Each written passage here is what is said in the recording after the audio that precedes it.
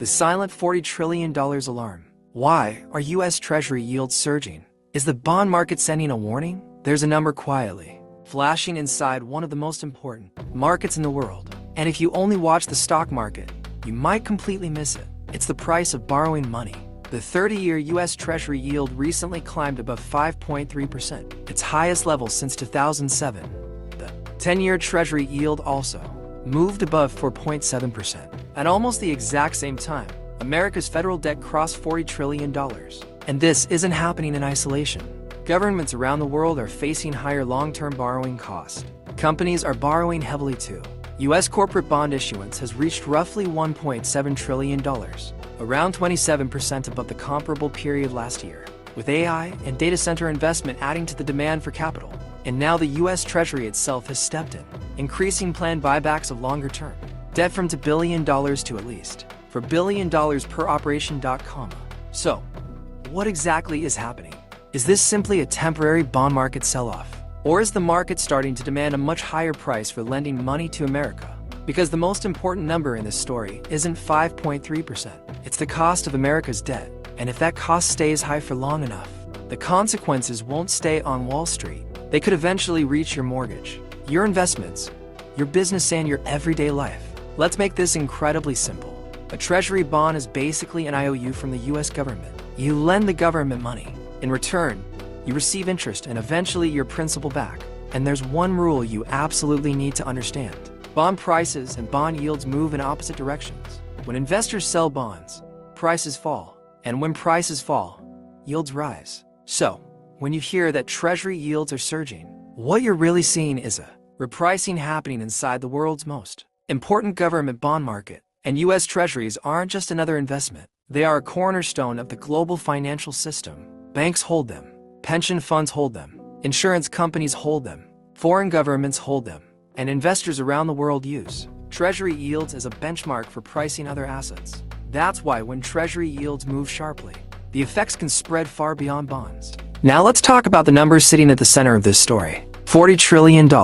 That's where U.S. federal debt has now crossed. And here's the problem with a huge debt balance. You don't just have to repay the debt, you also have to pay interest on it. Think about your own finances. If you have a large loan and your interest rate suddenly rises, your monthly interest expense increases even if you don't borrow another dollar. The U.S. government faces the same basic mathematics. And when the government needs to refinance existing debt or issue new debt at higher yields, borrowing becomes more expensive.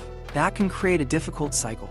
Higher yields gives higher interest cost, gives larger fiscal pressure, gives more borrowing, gives more debt supply. Now, this does not mean the United States is about to default. That's not what the bond market is saying. The concern is much more subtle. Investors are increasingly focused on how much it will cost America to finance its debt over the long term. And that's a very different question. Now, we have to talk about the Federal Reserve. Because the Fed doesn't directly set the 10-year or 30-year Treasury yield. The bond market does. But investors constantly try to predict what the Fed will do next. And in May 2026, Kevin Warsh became the new Federal Reserve Chair, succeeding Jerome Powell.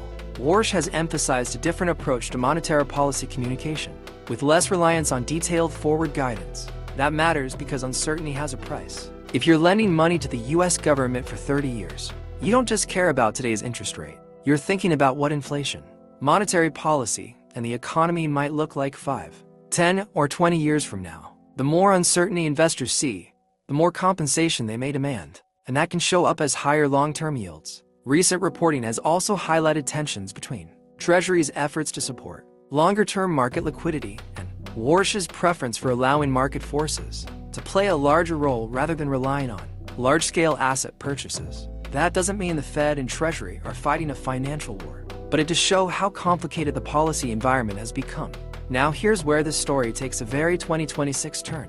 Artificial intelligence. The AI boom isn't just about software. It requires physical infrastructure, data centers, power systems, networking equipment, chips, cooling systems, and all of that requires enormous amounts of capital.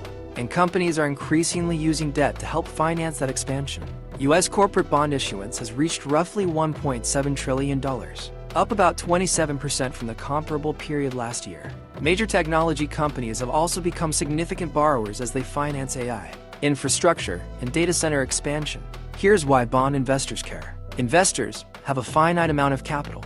If governments are issuing huge amounts of debt at the same time companies are issuing huge amounts of debt, the market has to absorb all of it. And when supply of long-term debt rises while demand isn't keeping pace, borrowers may have to offer higher yields to attract buyers. That's one reason AI is now becoming part of the bond market story. Not because AI is destroying Treasury demand, but because the AI investment boom is creating another enormous source of demand for capital. Now add another problem: inflation. Bond investors care deeply about inflation because Treasury bonds promise largely fixed payments. If inflation remains high, those future payments buy less, so investors demand compensation. The latest data highlighted by the World Economic Forum put U.S. inflation at 3.4%, well above the Federal Reserve's 2% target. And then there's oil. Geopolitical tensions and disruptions to energy markets have pushed crude prices higher. Brent crude recently moved above $90 a barrel. That matters because energy prices can feed into transportation, manufacturing, and household costs. And if higher oil prices keep inflation elevated, the Fed has less room to cut rates aggressively. So, you get another chain reaction. Higher oil gives inflation pressure, gives fewer rate cuts, gives higher for longer rates, gives pressure on long-term bonds. And that's exactly the kind of environment long duration bond investors don't love. Now comes one of the most interesting developments. The U.S. Treasury announced that it would increase the size of its buybacks of longer-term government debt. The maximum size is being increased from around $2 billion to at least $4 billion per operation, with the larger operations scheduled from September through early November.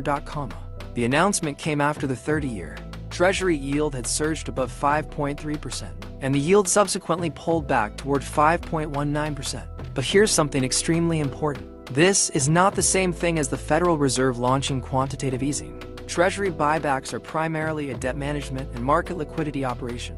They can help improve liquidity and market functioning, but they don't magically erase the $40 trillion debt. They don't eliminate inflation, and they don't solve the government's long-term fiscal imbalance. So think of the buyback as a way to improve the plumbing of the market, not a cure for the underlying problem. And this is where the story gets bigger than America. Long-term government bond yields have also risen sharply in countries including Japan, Germany, France, and the United Kingdom.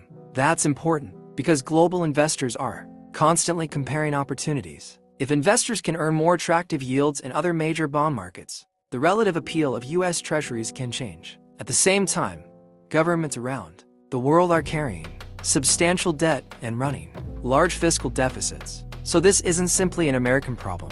It is part of a broader shift in the global cost of long-term money. For years, investors became accustomed to extremely low interest rates. That era may be changing, and the bond market may be forcing everyone to adjust. Now let's bring this back to everyday life. Because you might be thinking, I'm not a bond trader. Why should I care? First, mortgages. Higher long-term Treasury yields can contribute to higher borrowing costs across the economy. Second, businesses. Companies refinancing debt may face higher interest expenses. Third, stocks. When Treasury yields rise, investors can earn more from government bonds. At the same time, higher interest rates can reduce the present value of future corporate earnings. That can put additional pressure on high growth and high valuation stocks. And fourth, AI. The companies spending billions on AI infrastructure aren't operating in a vacuum. If the cost of capital rises, financing the next wave of data centers becomes more expensive. So the bond market can eventually influence the very AI boom that is helping drive demand for capital. Now let's answer the question we started with. Is the bond market warning us? Yes, but we need to be very careful about what that warning actually means. It does not mean America is about to default. It does not mean a financial crisis is guaranteed. And it does not mean Treasury bonds are suddenly unsafe. The warning is about something much more fundamental. The price of long-term money is rising. Investors are dealing with higher inflation risk, higher oil prices, massive government borrowing, heavy corporate debt issuance, AI infrastructure spending, and uncertainty about future monetary policy. Put all of that together, and it's understandable why investors may demand higher yields. So here's the bigger picture. America's debt has crossed $40 trillion. The 30-year Treasury yield has pushed above 5.3%. Corporate borrowing is running at extraordinary levels. AI is consuming enormous amounts of capital. Oil is adding another layer of inflation risk. And the Federal Reserve is operating under a new chair in a much more complicated policy environment. None of this guarantees a crisis, but it does tell us something important. The era when money could be treated as almost free is long gone. And when the price of money rises, everything built on top of that money feels the pressure.